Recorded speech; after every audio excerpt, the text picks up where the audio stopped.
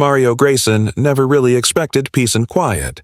Not the kind that came with silence, trimmed hedges, and passive-aggressive smiles from behind curated mailboxes. After 30 years spent patching roofs across 4 states, most of them for people who didn't remember his name 5 minutes after he left, he wasn't looking for neighborly bonding or lawn gossip. What he wanted was something solid beneath his feet.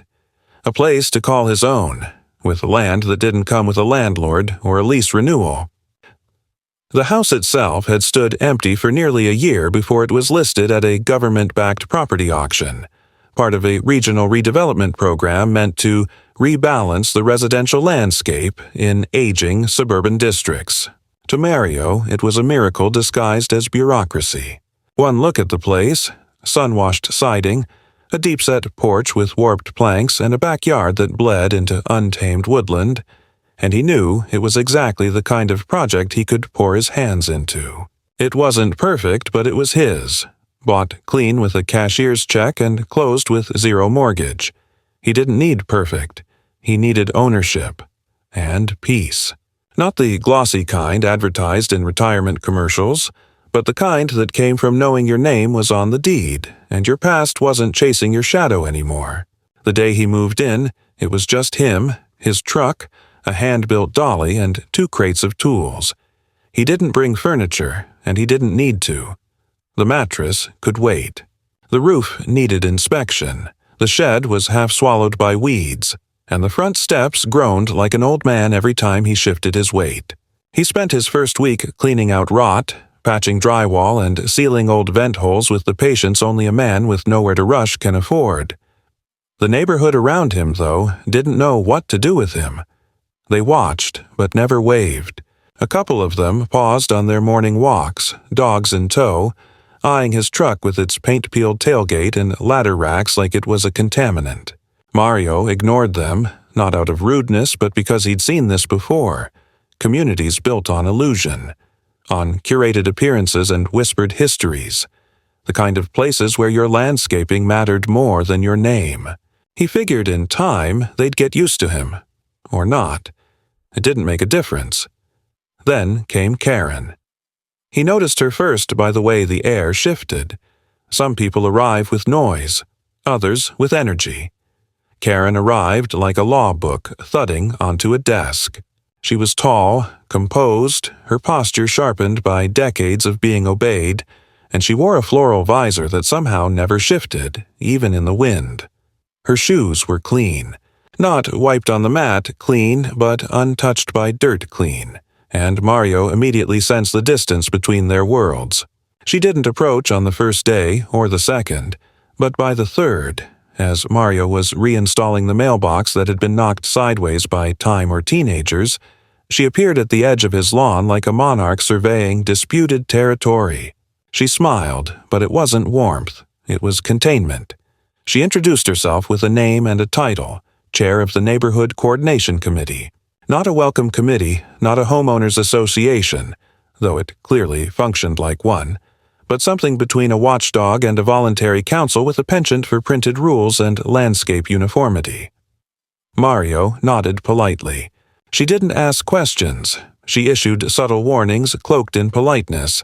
How certain aesthetic standards kept property values high, how the committee occasionally performed walkthroughs to ensure community compliance, how many residents took great pride in maintaining a unified neighborhood vision. Mario listened, nodded again, and went back to anchoring the mailbox post into fresh cement. She lingered a little longer, waiting for a response, but when none came, she turned and walked away, her shadow long and deliberate. 2 days later, he noticed the patrol car. It wasn't unusual for local police to make rounds in quiet areas, but the way the cruiser slowed near his driveway, not once but 3 times in the same morning, felt different. The officer didn't get out, just idled, eyes scanning. On the 3rd pass, Mario stood, rag in hand, paint can at his feet, and stared back. The car moved on. He didn't think much of it until the following morning, when he heard the voice outside his window. Clear, clipped, and unmistakably concerned. "Yes, officer. He's been there for several days now. I don't think he belongs.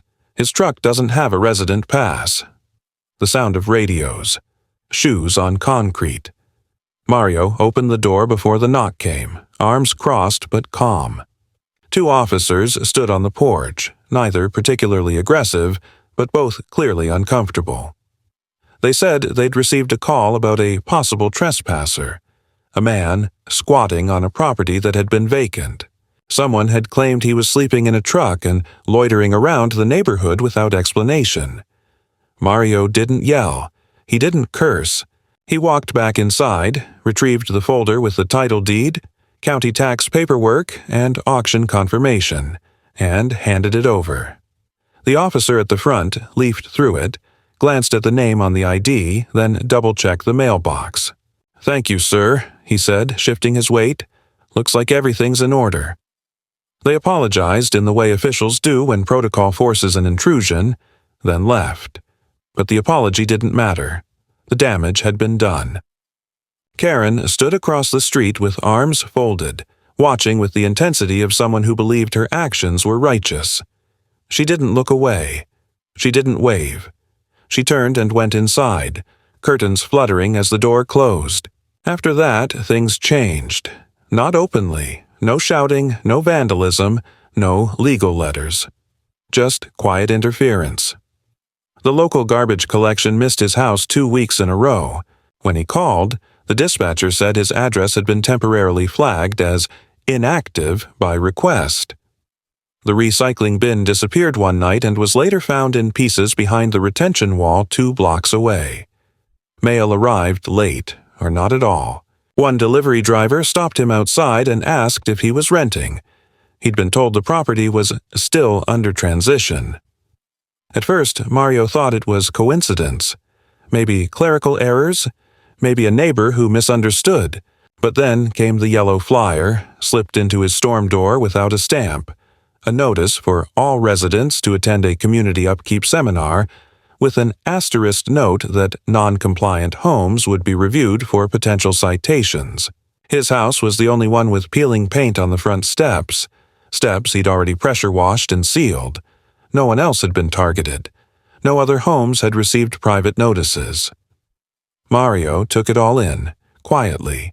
He wasn't one to play victim, and he sure as hell wasn't going to give Karen the performance she wanted. He knew her type. She thrived on provocation. The kind of person who smiled as she backed you into a corner, then claimed self-defense when you fought back. He wasn't going to give her that. What he would give her was proof, recorded, notarized, and impossible to dispute.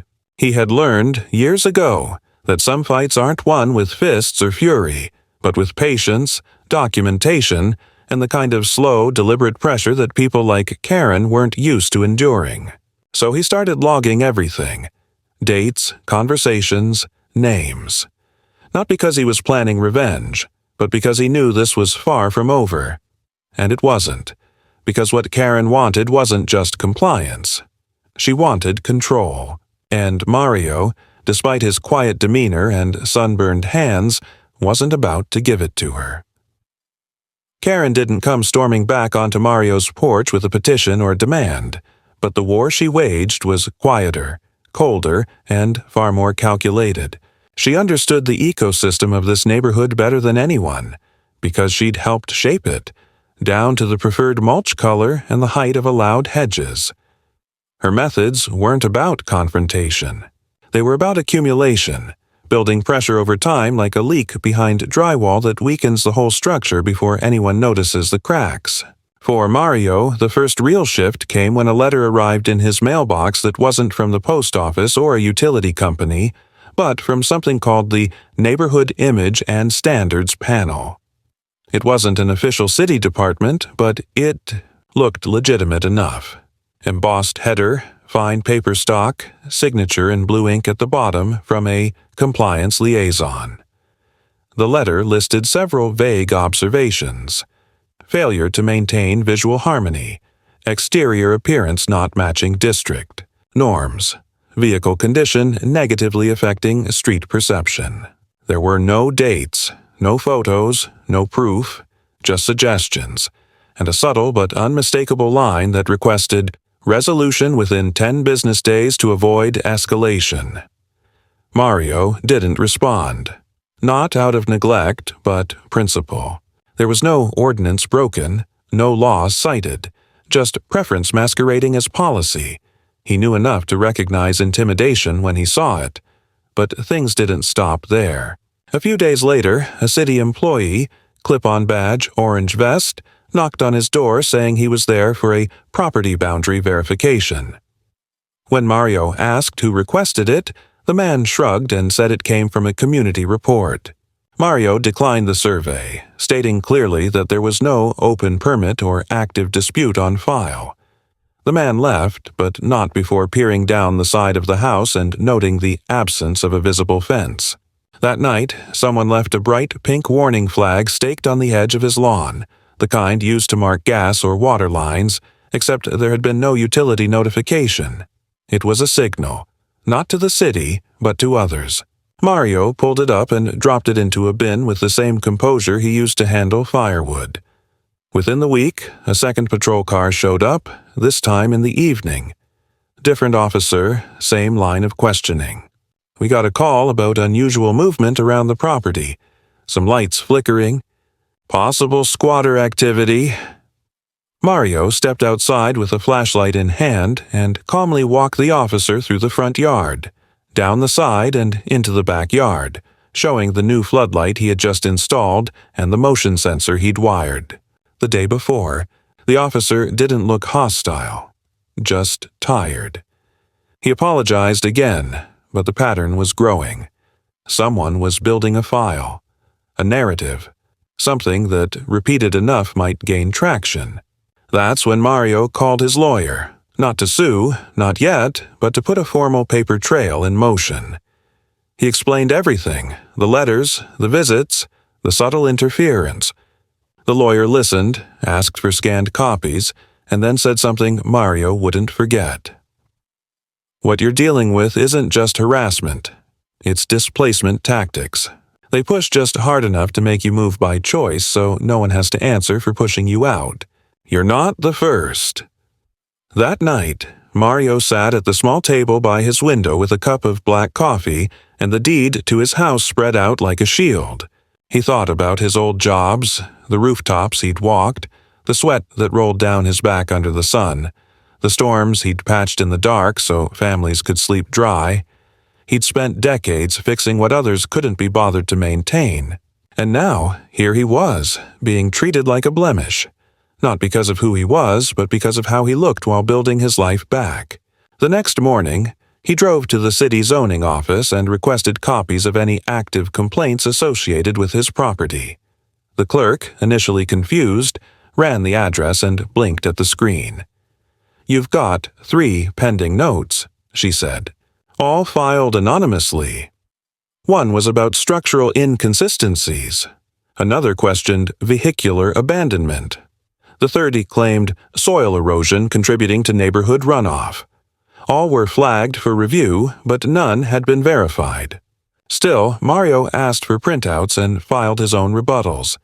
He wasn't going to wait for someone else to define the terms of the fight. The real break came a few days later when a neighbor Mario hadn't met yet, an older man with a weathered face and a Boston Red Sox cap, stopped at the edge of the driveway. He said nothing for a few seconds, then nodded toward Mario's truck. "You do roofing?" Mario, cautious but polite, said he used to. The man rubbed his jaw, then leaned on the fence post. "Karen tried to run my nephew out 2 years back, said his camper violated the view. Thing was parked in his own driveway. She knows how to make trouble, but she never signs anything herself." Mario asked how it ended. The man smirked. "He left, sold below market. House flipped in 4 weeks, landscaping and paint job. Sold to a lawyer friend of hers." That evening, Mario called his lawyer again. He didn't want to throw accusations, but the pattern was starting to sharpen. His lawyer agreed to request access to any committee meeting records where his property might have been discussed. Whether they received the records willingly was another story. Then came the silent days. No knocks, no flyers, No cars slowing out front. For almost a week, everything went still, like a storm gathering breath. Mario kept working. He wasn't about to stop living just to prove a point, but he kept notes. Then, late one afternoon, as the sun bent low over the trees and the wind moved the leaves in long whispers, he found a note taped to his garage door. No envelope. Just a folded paper stuck under the edge of the frame, fluttering like a loose receipt. It read, "Temporary access denied. Renovation freeze in effect."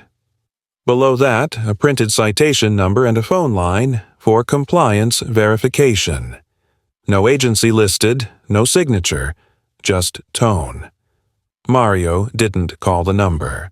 Instead, he walked inside, called his lawyer again, and this time his voice carried steel.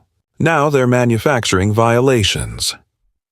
What Mario didn't realize yet, but would come to see very clearly, was that Karen's campaign wasn't just rooted in aesthetic obsession or neighborly control. It was transactional, calculated, and backed by more than just HOA-style meddling. She didn't just want him gone. She wanted that house, that land, that position on the block, not because it was his, but because it wasn't hers. The silence wasn't a retreat. It was strategy. And Mario, for all his patience and weathered resilience, was about to find out just how far people like Karen would go to reclaim what they never actually owned. It was a Tuesday morning when the false calm shattered. For nearly a week, everything had gone quiet, and Mario had begun to wonder if maybe the storm had passed. No new letters had arrived, the garbage was collected on schedule, and the stares from passing neighbors seemed to lessen, if only slightly. He let himself think just for a moment that perhaps his measured, grounded response had de-escalated whatever feud Karen was waging. But then, without any warning, a man in a charcoal suit and 2 clean shoes walked up to Mario's porch with a clipboard in hand and a synthetic smile that didn't reach his eyes. "Good morning, sir," he began, already stepping onto the first stair. "I'm here from the local Property Oversight Advisory Board, following up on a community concern regarding your structural compliance and renovation procedures. May I come in?" Mario stayed planted on his porch swing, eyeing the man with a wariness that had nothing to do with fear and everything to do with instinct. "No, you may not, and there is no such agency authorized to inspect without city permits or homeowner request." The man's smile didn't falter. He held up the clipboard. "I have documentation here that shows there's been an administrative freeze on external improvements until further notice. I'm just here to verify compliance." Mario stood, walked to the edge of the porch, and met the man halfway down the steps. "You can leave your card and whatever that is, but you're not coming past this point without a warrant or a city file number." The man hesitated, then nodded, scribbled something on the clipboard, and walked away with rehearsed indifference. Mario waited until the car, unmarked, no government plates, pulled out of view before he picked up his phone. His lawyer was already building a file, but now Mario asked for something more direct. A formal cease and desist letter to be sent to anyone connected to the so-called advisory board, along with a request for public records regarding the formation of any community oversight group not authorized by the city charter. The next day, Mario found a different kind of notice posted discreetly under his windshield wiper. A fine. Not from the city, not from the county, from a private residential regulatory body whose name he had never seen before, listing violations such as non-uniform, driveway material, visual disharmony, and vehicle incompatibility with neighborhood theme. A $275 penalty due within 10 days, with a threat of escalation to property encumbrance if unpaid. There was no contact number, only a P.O. box. Mario didn't laugh. He took the notice inside, scanned it into his records, and forwarded it to his lawyer. But the real escalation came from the inside. Not paperwork, not inspectors, not letters. It came when his internet service was shut off, When he called the provider, they informed him his service had been canceled at the customer's request. He hadn't made that request. The customer service rep apologized but couldn't reinstate service without a new installation appointment, which would take another 5 business days. When Mario pushed for details, the rep reluctantly admitted the cancellation came through an online portal using his account credentials. Someone had hacked or stolen his login. That same evening, his water pressure dropped to a trickle, and after calling the utility, he was told a maintenance pause had been placed on his address pending verification of residency. Mario didn't ask who initiated it. He already knew the answer. He drove to the municipal utility office in person the next morning, armed with printed documents, a notarized copy of his deed, and an exhausted but unflinching tone. He got the pause removed. Internet took longer, and still the campaign didn't stop. The following week, 3 workers in reflective vests arrived in front of his property and began spray painting marks on the curb and sidewalk. When Mario asked what they were doing, one of them replied that they were preparing for landscape standardization, as approved by the Community Development Initiative. They didn't have ID, they couldn't provide documentation. Mario told them to stop. They didn't. He filmed them from his porch without a word, emailed the footage to his lawyer, then filed a report with the city's code enforcement office. It took 2 days for anyone to respond, and when they did, they said no such project had been approved or submitted. The markings stayed, though, and a week later pallets of decorative stone arrived at the corner of his street. Mario knew exactly where this was headed.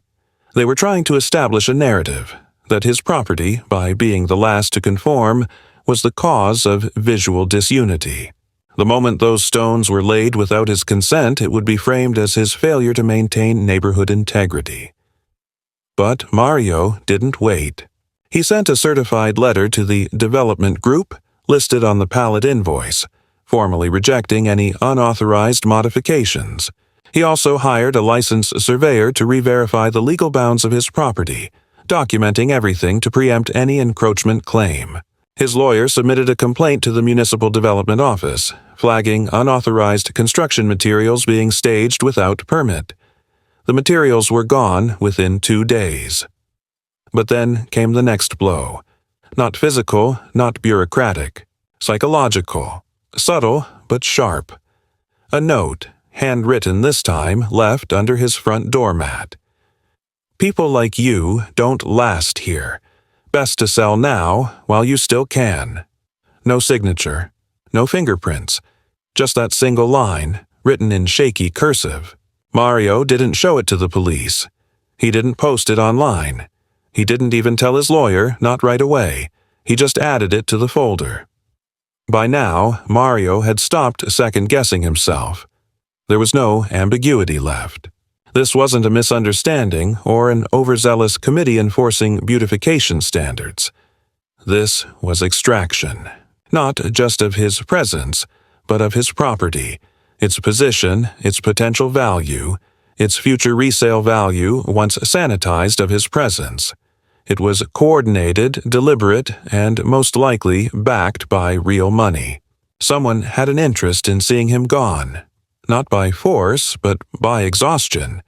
And what they hadn't calculated was that Mario wasn't built to fold. Not quietly, not legally, not even socially. He didn't raise hell. He raised evidence. And for every anonymous letter, every staged encounter, every fraudulent service change, he answered with documented resistance and quiet preparation. But they weren't done either, because the next step was going to hit harder. And this time, it wouldn't be just notices or strangers with clipboards. It would be personal. It would be public. And it would test whether Mario could hold his line when the neighborhood turned its full weight against him. The morning the letter arrived, it didn't stand out. No ominous packaging, no courier with a clipboard, just a regular envelope, cream-colored, tucked neatly among the day's mail like it didn't know it carried a blade. Mario almost didn't notice it until he sorted through the bills and local flyers and saw the return address. City Legal Review Division. He sat at the kitchen table, the envelope resting beneath his fingers for a long minute, then opened it without ceremony. Inside was a formal notification of a scheduled administrative hearing regarding a dispute over property boundaries, maintenance violations, and non-compliance with neighborhood development ordinances. Attached was a complaint submitted by a private entity, one that didn't legally exist in any public registry, but had co-signed the document with the signature of someone Mario didn't immediately recognize. But as he read through the complaint, it became abundantly clear who stood behind it. Karen's name wasn't on the paperwork, but her fingerprints were all over it, especially the phrasing, community dissonance, aesthetic inconsistency, and impact on district identity. These weren't legal terms. They were committee jargon, dressed up to look like law. Mario didn't react with panic. He called his lawyer, emailed a scanned copy of the letter, and waited. Within hours, the lawyer called back, his voice unusually tight. They're trying to use municipal code overlays to trigger a forced reassessment. If they succeed, they can file to restrict permits or claim visual impact penalties, even though you're in compliance. It's a long shot legally, but the hearing forces you to respond, and opens a paper trail they can try to build on. Mario listened without interrupting. He didn't need the legal translation. What mattered was the move they'd made, escalating the campaign from harassment to administrative warfare. And for the first time, it wasn't about catching him breaking a rule. It was about changing the rules mid-game. In the days that followed, the pressure shifted in tone. Karen didn't appear outside anymore. The neighbors stopped glancing. Even the flyers stopped coming. It felt as if the neighborhood had collectively decided to go still, like prey waiting for something to pass. When Mario walked to the mailbox, windows didn't twitch open. Conversation stopped before he got close enough to hear. The atmosphere became thick with a performance of indifference that was somehow louder than open hostility. And then, one evening, just after the sky faded from amber to blue and the air turned sharp with early autumn, a woman Mario had never seen before rang his doorbell. She was dressed like someone accustomed to being obeyed. Navy blouse, pressed slacks, tablet tucked under her arm like a shield. She introduced herself not by name, but by title. Representative Liaison for the Community Integrity Review. No last name, no card. She spoke in a cadence that was too polished to be spontaneous, the kind of rhythm you hear from people who are paid to sound like they care. She said she was there to help navigate the upcoming review process and ensure smooth resolution for all parties. Mario didn't invite her in. He stood in the doorway and listened as she explained, softly, carefully, that there were options available to resolve the situation without dragging it into lengthy procedures. She never said what those options were, but her tone implied a shortcut, a compromise, a solution that ended with Mario no longer living in the house he had bought clean. He didn't argue. He didn't raise his voice or demand credentials. He simply told her, in the same tone he used to give roof quotes in the summer heat, that no decisions would be made without full legal oversight. Her smile twitched at the corner, but she said she understood. As she left, she paused at the edge of the driveway and turned back, not threatening, not warm, just curious. "You're not like most of the people who end up on our radar," she said. "They usually fold long before the hearing." Then she walked away, tablet glowing in the dark. The night after that, Mario's lawyer called with a breakthrough. The so-called review board that had co-signed the complaint wasn't an official entity. Its address led to a business registration under a shell company tied to a private development firm, one that had filed several property transfers in the past year, all connected to homes that had been marked non-compliant or disruptive to community image. It wasn't illegal, but it was coordinated. And one of the board members on that shell company's documents? Karen's husband. Mario didn't say a word. He just nodded to himself and poured another inch of coffee into his cup. It wasn't shocking. But now, it was real. What happened next wasn't some dramatic confrontation. It was simpler than that. The city clerk's office, after receiving Mario's rebuttal filing and his lawyer's request for transparency, postponed the hearing and initiated a formal investigation into the complaint's origins. It was a procedural delay, not a victory. But in a fight like this, delays were wins. The moment the hearing was pushed back, the pressure intensified. Someone began calling code enforcement on Mario's property, twice in 3 days, about imaginary safety concerns. Unstable fencing, standing water, suspected pest infestation. Inspectors showed up, inspected, found nothing. But each visit left Mario's address tagged in a growing database of potential irregularities. And yet, in the middle of this tightening noose, something shifted. A neighbor, an older woman with gray hair, always pulled tight, someone who had never said a word to Mario, stopped him by the mailbox. She didn't apologize or offer support. She simply said, "I've seen this before. They want your place, but they don't like fighting people who know how to write things down." Then she walked away without another word. It wasn't an alliance. It was a crack in the silence. And it was enough. Because for the first time since this began, Mario felt something move in the other direction. He wasn't just defending himself. He was starting to make them nervous. The first real sign that they were done playing subtle came 3 days after the hearing was postponed. Mario had just finished replacing a section of gutter above the back porch, his hands still coated in sealant, when he heard the slam of a car door. Sharp, rushed, purposeful.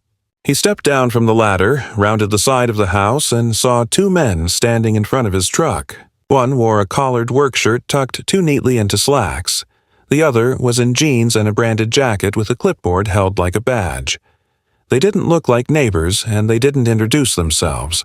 The first one simply said, "We're here on behalf of the Civic Coordination Trust to assess potential violations for unresolved compliance citations." Mario didn't answer. He didn't need to. He just stared. The second man gestured to the clipboard. "You've been notified. We're authorized to begin documentation." That phrase, "begin documentation," wasn't legal, but it was meant to sound official. Mario asked to see their ID. Neither offered any. Instead, the one in the work shirt said, "Look, we don't want any problems. This can go on the record or off it." That was the moment something shifted. Not in Mario, but in them. They expected resistance, but not calm resistance. Not silence and steady eyes. They expected someone to shout, to push, to give them an excuse. When he didn't, they left within 5 minutes. No photos taken, no clipboard scribbles, just a quiet retreat. But it was a test, and he'd passed it. That evening, his lawyer confirmed what he already suspected. The Civic Coordination Trust had no official status. It was a paper front, like the rest of them, an entity created to lend weight to neighborhood maneuverings that couldn't stand up in court but could still wear someone down with enough repetition and psychological noise. What Mario hadn't expected was the next step, a formal code complaint filed with the county zoning board, not from a fake group this time, but from an actual resident, claiming that Mario had illegally expanded his driveway without permit. The photo attached showed nothing but his existing gravel edge, the same one that had been there since before he bought the property. It was dated, printed, and submitted with a notarized statement. The neighbor, a man Mario had spoken to twice, cordial, brief, forgettable, someone who smiled a little too quickly. The zoning board, bound by protocol, opened a case. Mario was now on record for potential non-compliance. That same week, the trash collection skipped his home again. This time, the bins were tagged with red stickers citing improper placement. When Mario called the sanitation department, they told him his property was flagged under a temporary access review. That wasn't a real category. He knew because he checked. Personally. With the regional director. But it didn't stop at services.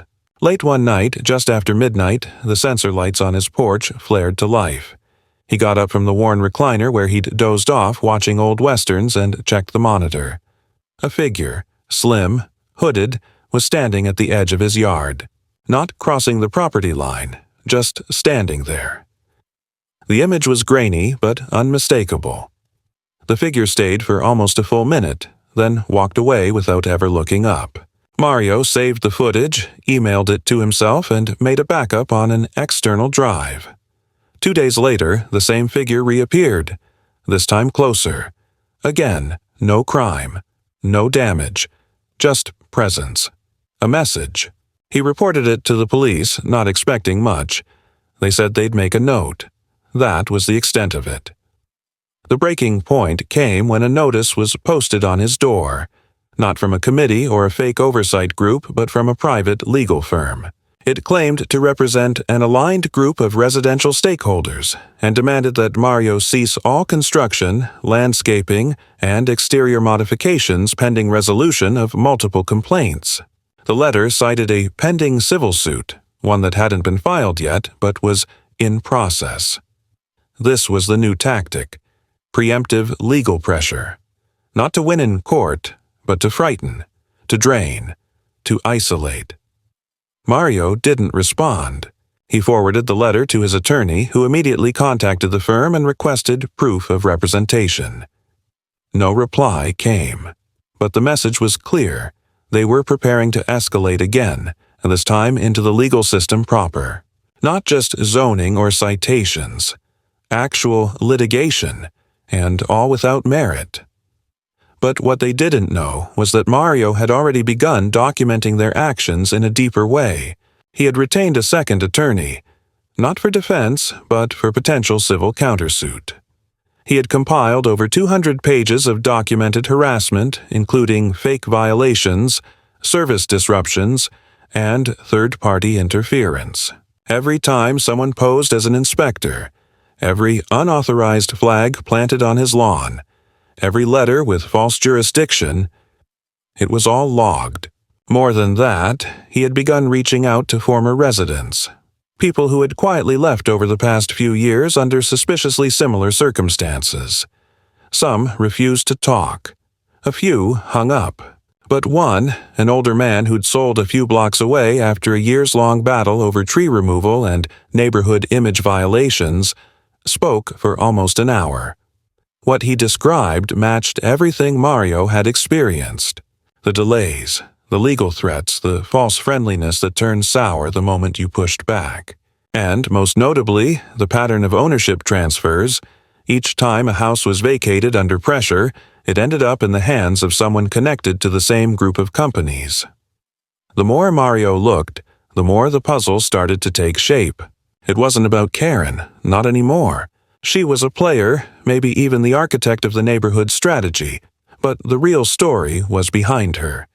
Developers, local officials with quiet investments, people who had figured out that the best way to buy prime property cheap wasn't to negotiate. It was to erode the owner's will until selling felt like salvation. Mario saw it for what it was: a system. A refined, legally armored system designed to disguise predatory acquisition as community improvement. But even as the picture became clearer, so did the danger. Because now Mario was no longer just a target. He was a variable they hadn't accounted for. He wasn't folding. He wasn't fleeing. And worse, for them, he was organizing. Quietly, strategically, without press, without spectacle, just methodical documentation and quiet outreach. He wasn't going to war in the open. He was building a case, and soon he knew the pressure they were applying was going to turn back on them, because the louder they got, the more obvious their methods became. And once those methods were exposed, they wouldn't be dealing with just one man and his house. They'd be dealing with the truth, and the truth, once it's seen, doesn't go away quietly. It was raining the morning Mario received the court summons. Not a heavy theatrical downpour, but the kind of steady, gray rain that soaked everything in silence and made the world feel heavier than it was. He found the envelope tucked between two grocery flyers, sealed with a legal firm's logo he recognized from the letter that had been pinned to his door just weeks earlier. Inside was a formal complaint, civil suit filed by a coalition of residents. 6 names listed, 2 of which Mario had never even spoken to, alleging that his continued presence, property condition, and alleged failure to adhere to community visual standards had caused measurable harm to surrounding property values. The document was neatly typed, filled with phrases like community depreciation exposure, unilateral resistance to neighborhood cohesion, and aesthetic destabilization. Not a single claim had evidence, but that wasn't the point. The point was pressure. Drag him into court, make it public, make it expensive, make it exhausting. He stood at the kitchen window for several minutes after reading, watching the water trail down the glass, and thought, not of the suit, but of the way the entire neighborhood had gone quiet again, just like before the first hearing attempt. It was like waiting for a bell to ring in a fight that everyone knew was already happening. His lawyer was calm when he called, not surprised. The complaint was weak, based on subjective standards and unverifiable claims, but they'd filed it in the one venue that could keep Mario tangled in procedure for months. The plan, the lawyer explained, wasn't to win. It was to delay, to disrupt, to drown him in response motions and legal fees until he considered settling just to make it stop. Mario said nothing for a long moment, then asked, "What's the fastest way to drag light into this without setting off fireworks?"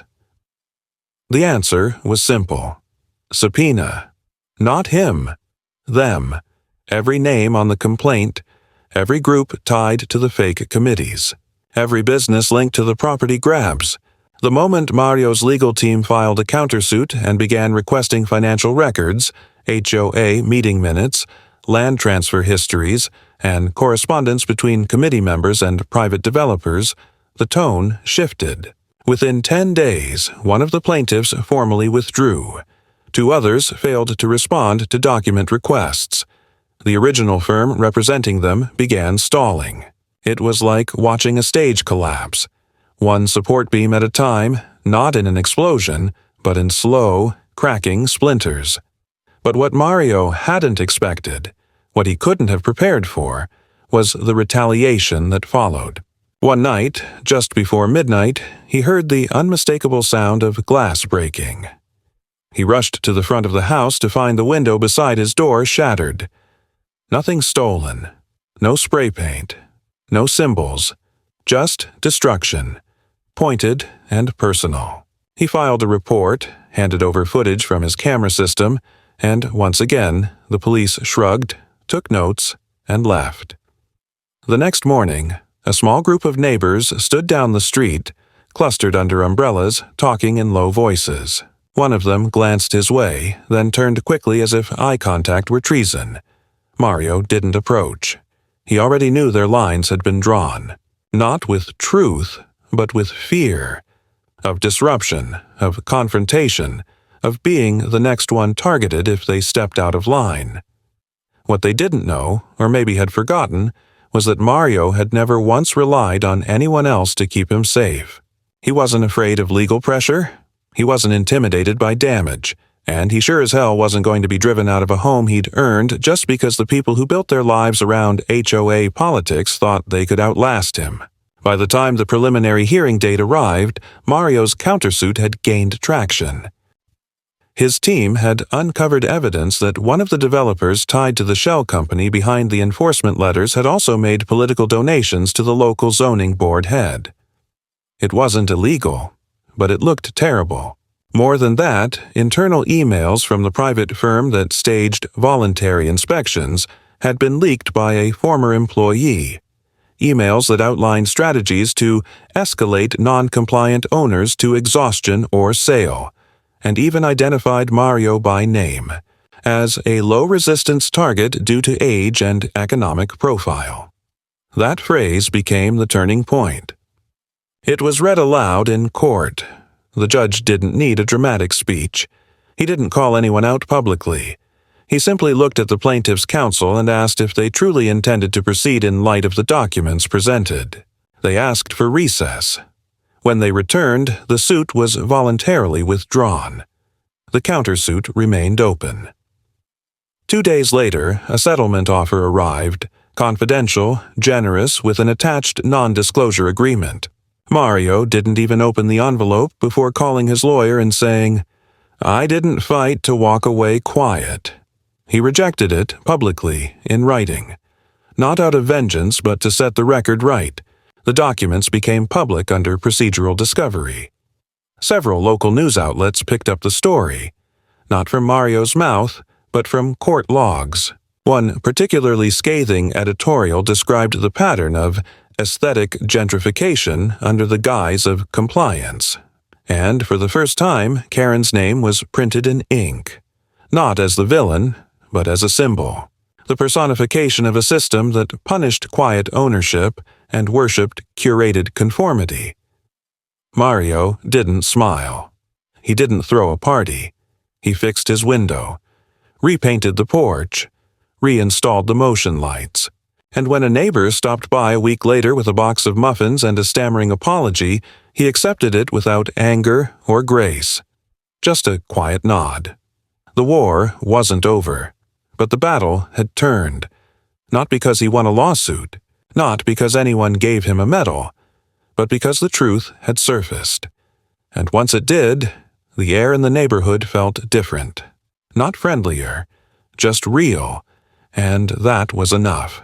It had been 3 weeks since the last legal document crossed Mario's doorstep. No more letters, no more inspections, no more unmarked vans parked across the street at odd hours.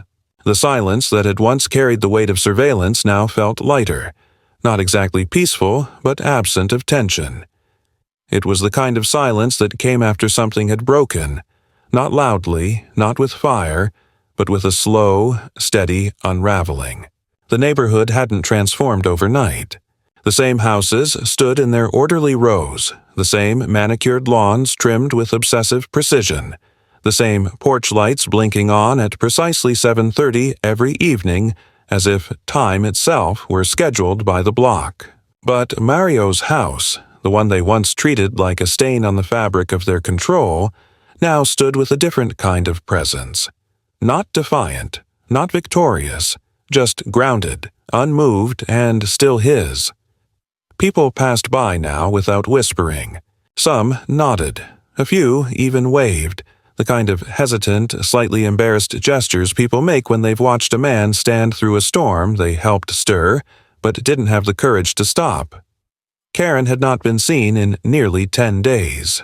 Rumor had it she had stepped down from her position on the community board, citing stress and unproductive hostility from certain residents. Her departure wasn't formalized through ceremony or email. It was a whisper, a shift in tone at the next meeting where her seat remained empty and her name was absent from the agenda. No one dared to ask directly. Her absence was both a relief and a warning. The power she once wielded didn't vanish, but it fractured, and without her at the helm, the machine of quiet control she had nurtured began to stutter. The committees were still there, but now their language was more cautious, their letters more tentative. They no longer cited imaginary statutes or invented compliance concerns. They asked questions now, phrased suggestions instead of veiled threats. Mario didn't respond to most of them. He didn't need to. The ground he had stood on was no longer shifting. It was firm. He still kept records. Old habits didn't fade just because the noise stopped. The folder had grown thick over the months. Copies of notices, audio logs, security footage, sworn affidavits, printed emails, annotated photos, timestamps, transcripts, even a few newspaper clippings. He didn't revisit them for satisfaction. He kept them because stories like his didn't always end with peace. Sometimes they ended with quiet erosion, with new names stepping into old roles, with systems resetting their game pieces when no one was watching. He wasn't naive enough to think one court win dismantled the engine beneath it all. But he had pulled back the curtain, and now the people behind it knew he was watching. That was enough for now. He spent the following weeks finishing the repairs he'd put off during the legal storm, repainting the tool shed, replacing weather-worn boards on the porch steps, finally mulching the side garden that had sat half-finished since late spring. He took his time, not out of fatigue, but because he could. There was no deadline looming, no false complaint waiting to sabotage the delivery of materials. When he drove into town, he didn't feel the need to glance in the rearview mirror as often. The grocery store clerk asked about his gardenias. The man at the lumberyard called him by name. The cashier at the coffee shop, who used to look past him to the next customer in line, now asked if he wanted the usual. These weren't grand gestures, but they meant more than they let on. Mario didn't need validation, but quiet recognition. That had its own kind of weight. One Saturday, just as the sun broke through a streak of overcast mornings, a boy from 2 houses down approached him at the edge of his driveway. 11, maybe 12, all elbows and knees and awkward courage. He asked if Mario knew how to fix a bike chain. Mario nodded, knelt without a word, and showed him how to thread it back into place. The boy watched silently, then said, "My dad says you built houses. That true?" Mario shrugged and said, "Fix them mostly." The kid nodded, then asked if he could come by sometime and learn to use tools. Mario looked at the scraped palms and untied laces and the bruised curiosity in the boy's eyes and said, "Yeah, if you're serious, you come by early. Tools don't wait." It wasn't a mentorship. It wasn't a life-changing moment. But it was something. The new neighborhood guidelines arrived in the mail 2 weeks later, revised, simplified, stripped of subjective phrasing and embellished legalese. Mario didn't read them. He stacked the envelope on the table, unopened. Whatever the new rules were, they didn't change the fact that his name was still on the deed, that his work was visible, his roof solid, his land unshaken. A man doesn't need to win to prove he belongs. He just needs to endure long enough that the place starts to recognize him as permanent. And Mario had endured more than enough. He didn't hang a sign. He didn't post on any forums. He didn't become a face of resistance or a rallying cry. He just stayed.